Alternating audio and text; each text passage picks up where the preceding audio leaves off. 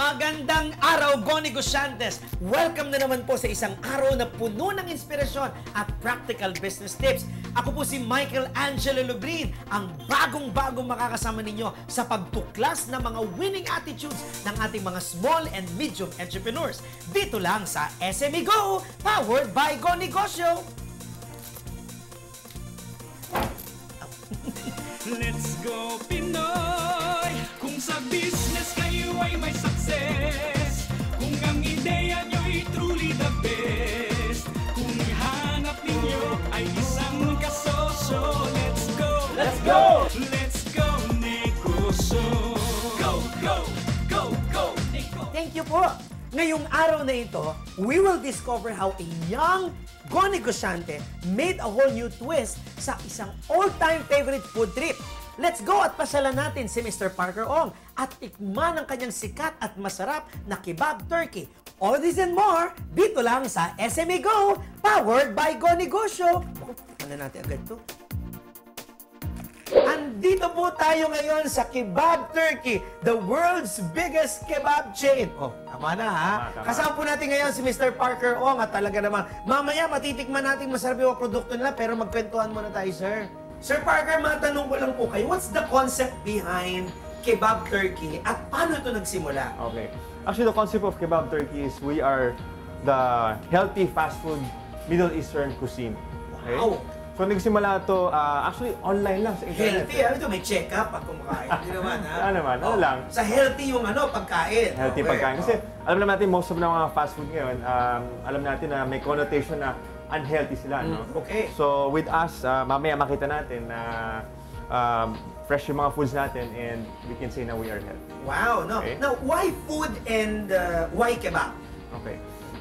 Again, food kasi alam natin mga Pinoy, no, we eat more than 3 times a day, no. So Tama. talagang we understand na malaki talaga ang market pagdating sa food. Okay?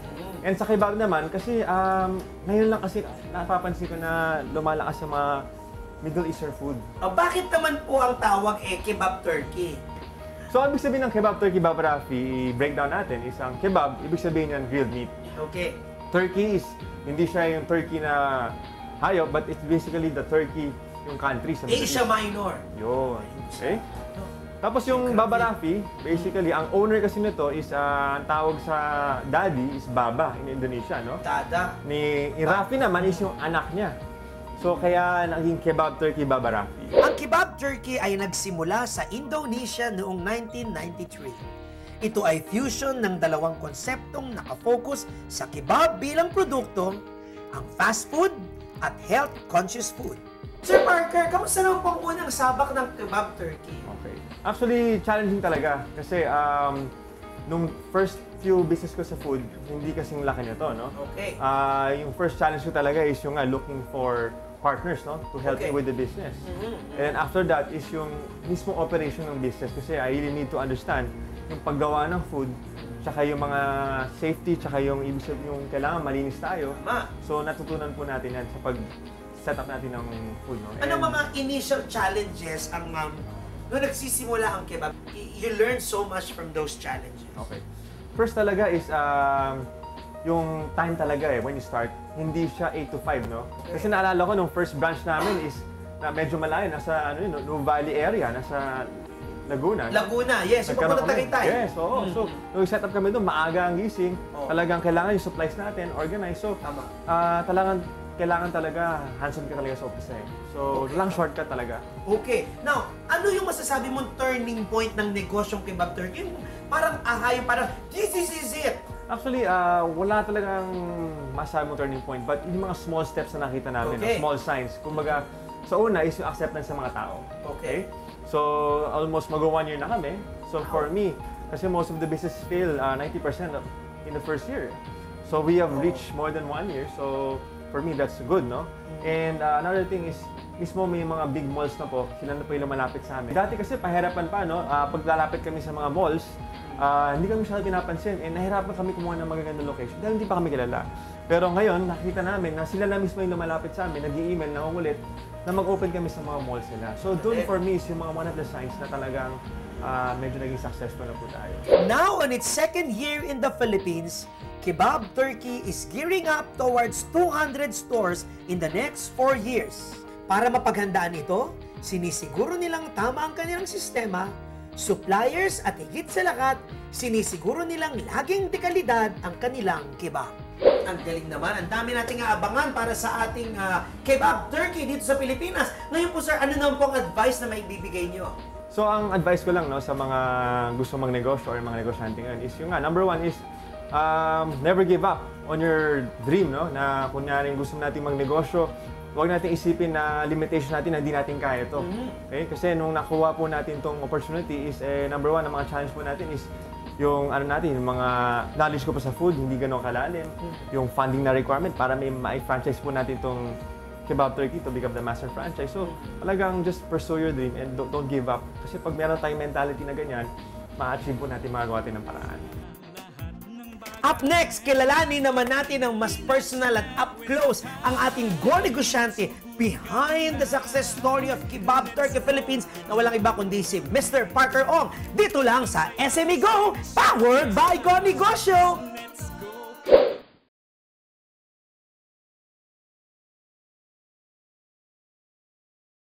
Kung sa business kayo ay may success, kung ang ideya nyo'y Siyempre po, after po ng business talk natin kasama si Mr. Parker Ong, maganda pong makilala natin siyang up close and personal para ma-inspire naman tayo sa kwento ng kanyang buhay. Sir Parker, describe yourself. Sino ba si Parker Ong? Actually, Parker Ong is a family man, no? Married na, with 1 kid. And actually, simple lang ako. Mahilig lang ako tumambay sa bahay, manood ng mga DVD with my wife. And from time to time, travel po, siyempre, para at least makakapag-relax naman tayo. No? So, ganun lang. And what I like really doing is yung pag-imagine and pag-envision ng more businesses to do. No? How was your growing up years? Kamusta ba si Parker Ong bilang isang bata? At siya'y nagkakaedad na at lumalaki. Mahilig lang ako mag-computer games. Ganun lang ginagawa I'm sure ko. family computer yan. Family computer lang. Pag di gumagana, iniipan. So, actually, walang signs na that I will go into business kasi mahihain ako.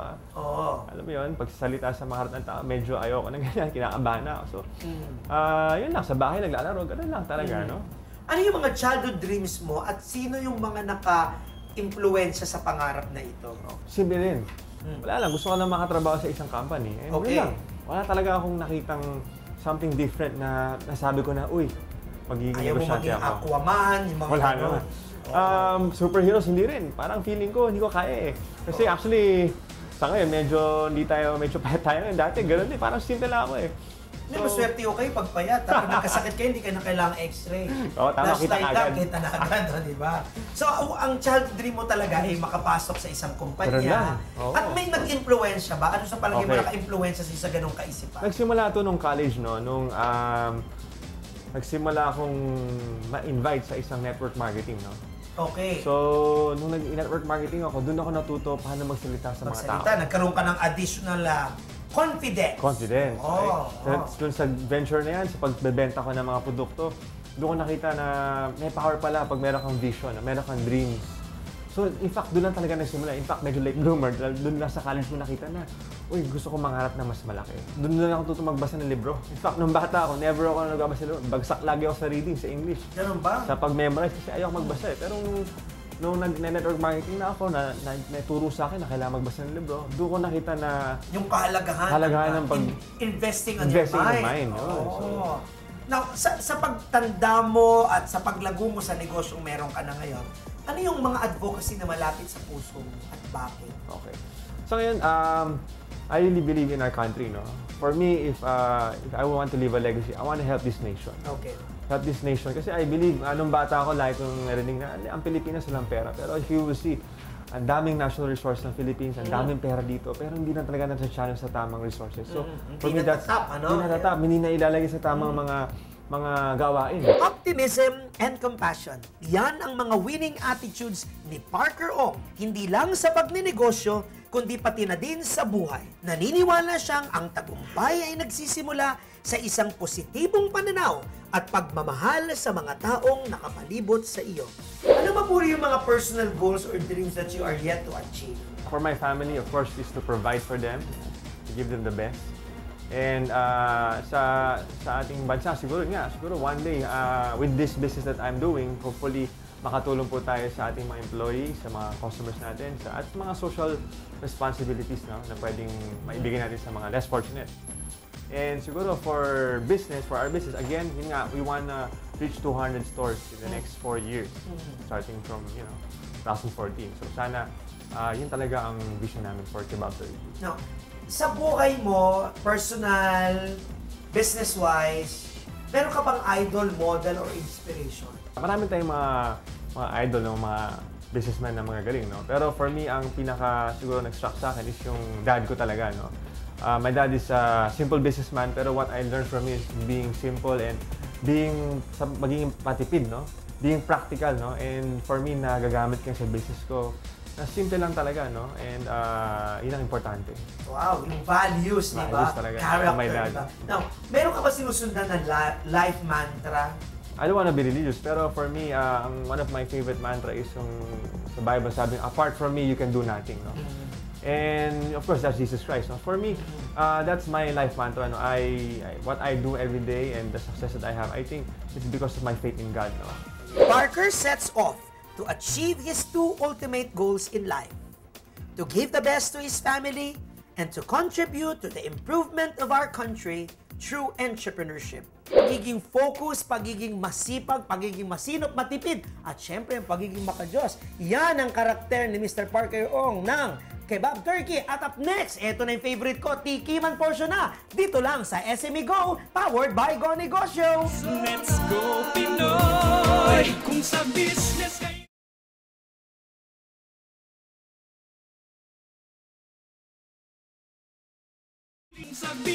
kayo ay may success, kung ang ideya nyo'y Ayan, I'm all geared up para po sa paggawa po natin ng Kebab Turkey. Sir, ano bang gagawin natin ngayon bukod sa pag-weldy?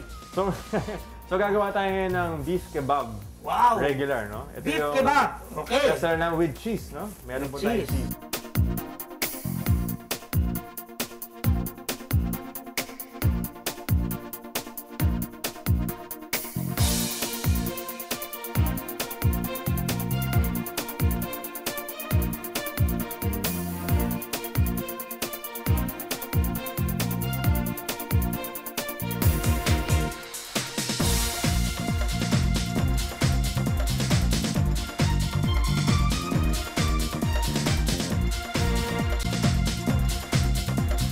Ayan, luto ng Kebab Turkey. Napakaganda naman ng lalagyan nyo. O sir, bibigyan kita kasi may arga. Ba't ganito ang ganda naman ng packaging nito?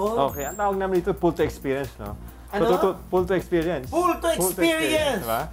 So, gagawin natin dito is sa taas, may opening tayo dito. Okay. Bubuksan natin yan. Okay. So, ito na yun. So, dito, meron tayong handle. Okay. Yung pull natin yan. Pull Okay. up. So, dahan-dahan natin siyang i-pull. Dahan-dahan lumalabas ang Kebab Turkey. So, ito yung one of our best sellers. So, ito tawag ito, beef kebab with cheese. Beef kebab with cheese. O yan, titikman ko na ha. And ang concept naman natin dito is convenience siya kayo kahit saan. Yun ang goal natin dito. Kaya ganito ang packaging natin. Ang sarap! Ilan ba yung mga ganito nyo? Ito, beef. Meron kayong ano pa? Meron kaming chicken, meron tayong hotdog kebab, meron din tayong choco banana kebab. Choco banana? Yes. Mm. So parang dessert siya, parang crepe, no? Meron din tayong veggie kebab and may burgers din tayo. Para sa mga vegetarian. Tama. Napansin ko, itong baka nyo, ikot ng ikot. Di ba siya nahihilo dyan? Ano tawag dito sa roller coaster? Okay, so medyo customized yung ating burner, no? Kebab burner tawag dyan. So, ang beef natin is automatically umiikot siya. And kung nakapansin natin, meron tayong butas dito sa ating griller na pag tumulo ang mga oil na yung drop siya dito sa isang container, no? So pagkuha namin ng kebab, medyo less oil na siya. That's why we call ourselves a low-fat kebab food. So meron po ba kayong parting words para po sa ating mga televiewers or Parker Ong? We want to invite you to visit our branches in Metro Manila. So we have 8 branches and hopefully we'll hit the 200 mark in the coming years. So Because ang Kebab Turkey ang the world's biggest kebab chain. biggest kebab Chain. Ayan po, nako. At dito po, nagpapasalamat tayo Mr. Parker Ong. Thank you very much sa pagpapatigim sa amin. At ito na naman pong isang successful story ng isang young entrepreneur dito lang sa SME Go, powered by Go Negosyo. Let's go Pinoy! Kung sa business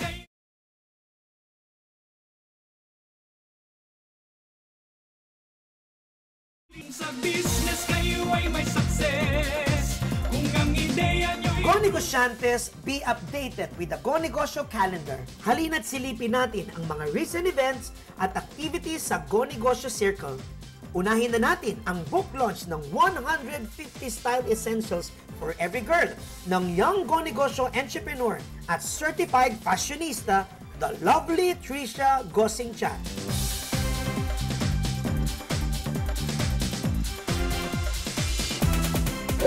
Sobrang saya ko kasi talagang dati ko pa ito talaga pinag-isipan. And it took me like so long for me to be able to finish it. Kaya nung lumabas na, di ako makapaniwala na meron na talaga akong book. Sa mga hindi pa nakakita ng book ko, inside you can see style tips, not just for fashion but also for beauty, and also may mga parang kasama din yung mga vlogging tips, gano'n. Actually, hindi siya gano'n kahirap kasi parang fashion is already part of my life, so it's not like may extra effort pa ako na mag-DS, gano'n. Kasi everyday gano'n naman na talaga ako. Hi everyone! I hope you grab a copy of my book, 150 Style Essentials for Every Girl.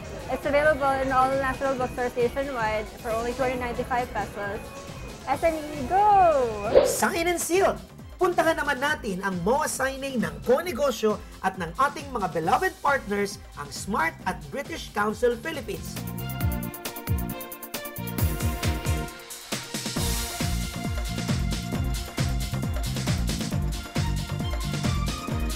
What we're seeing is that after the bridging the digital divide in broadband, diba?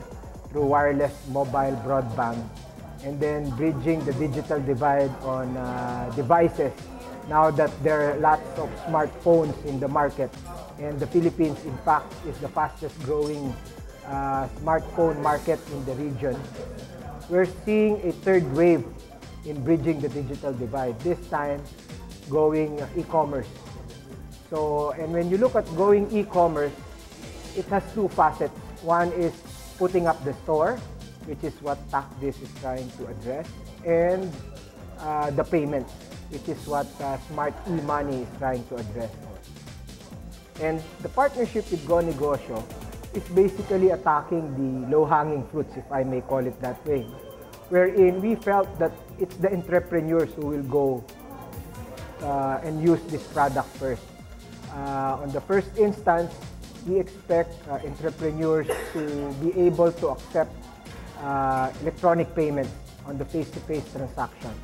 And if they want to move it a little further by going online, then the combination of TACDIS and Smart e-money electronic payments will effectively enable them to put up a store in, as what Mitch was mentioning, in 3 minutes, naka-onboard na yung merchant.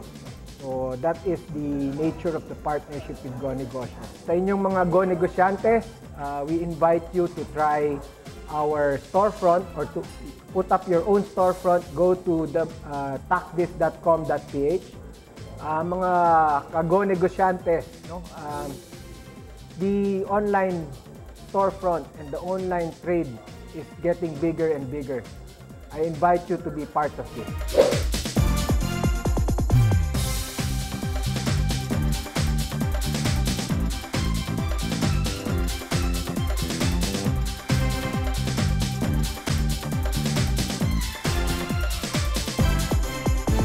At syempre, makiki-join din tayo sa launch ng upcoming Global Entrepreneurship Week.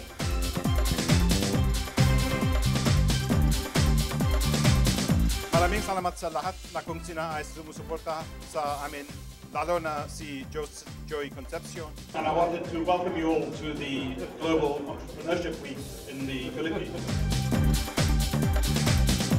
I'd like to thank you, Ambassador, for really choosing Go Negosyo as your partner, and I'd like to thank all our entrepreneurs here for their continued support in this advocacy of really putting time in really sharing their inspirational stories, their mentorship, and even their business models. Ate, paggawa pa ng dalawa, ha? Ay, salamat. Oh, Go Negosyantes, maraming salamat sa pagsama nyo sa amin ngayong araw. Sana po'y na-inspire namin kayo to start chasing your dreams. Gaya po ng paniniwala natin dito sa ating show. Now is your time. Let's go negosyo. See you next week, mga ka-Go Negosyantes. Ako po si Michael Angelo Lubrin. At ito ang paborito nyo, SME Go, powered by Go Negosyo.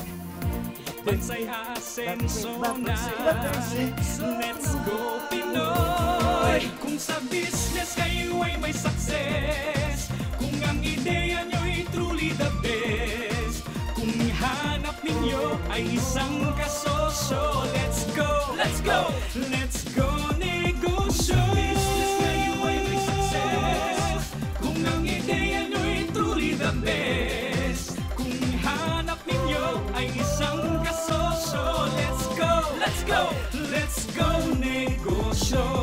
Go, go, go, go negosyo. Pilipinas, now is our time. Go, go, go, go negosyo. Let's go, let's go negosyo. Go, go, go, go negosyo. Pilipinas, now is our time.